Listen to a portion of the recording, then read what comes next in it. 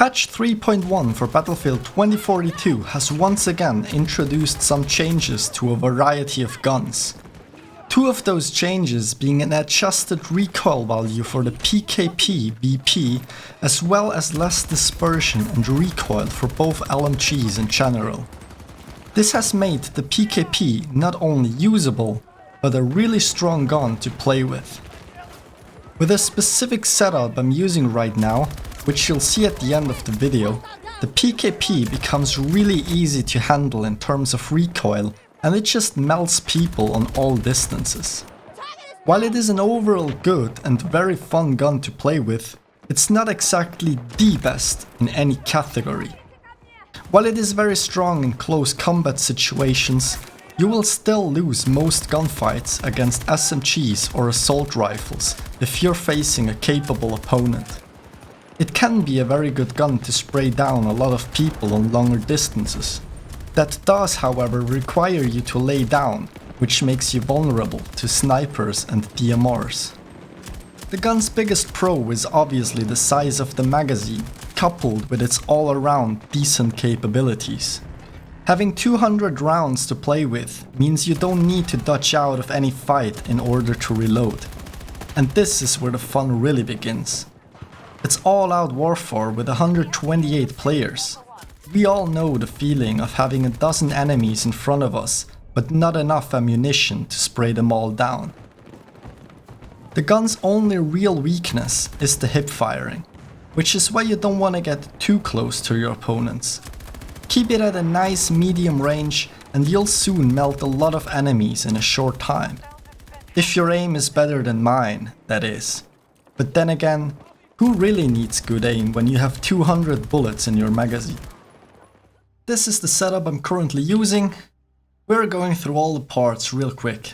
First of all, the underbarrel. There's no options here as it comes with a standard grip that you cannot change, unfortunately. As for the barrel, you have 4 options here. 2 compensators and 2 muzzle brakes. The muzzle brakes have a little bit of less vertical recoil, while the compensators have a little bit of less horizontal recoil. I personally prefer one of the compensators, as the vertical recoil is already pretty easy to handle, and having less horizontal recoil gives you just a tiny bit more of an advantage. I'm using the tactical compensator, which is the first one you unlock when using the gun. As for the ammunition, I'm using the standard issue rounds, simply because it further reduces the amount of recoil the gun has, which makes it super easy to use and control the recoil. This is definitely the choice over the high power extended ammunition to start with, in my opinion. The regular high power is also really good if you want a little bit of a faster reload speed, though I personally prefer to have 200 round magazines, as this one only comes with 100 rounds. Looking at the sights, it's really all personal preference which one you're going to choose, as none of them make the gun any better or worse. I personally use the first one you unlock, as it is very clean and easy to use and has a good visibility. Same with the standard red dot. All other sights are mainly for if you need a little more magnification. Last but not least, don't forget to equip a camo, as we all know, using a skin boosts all your stats by 10% and makes you an overall better player.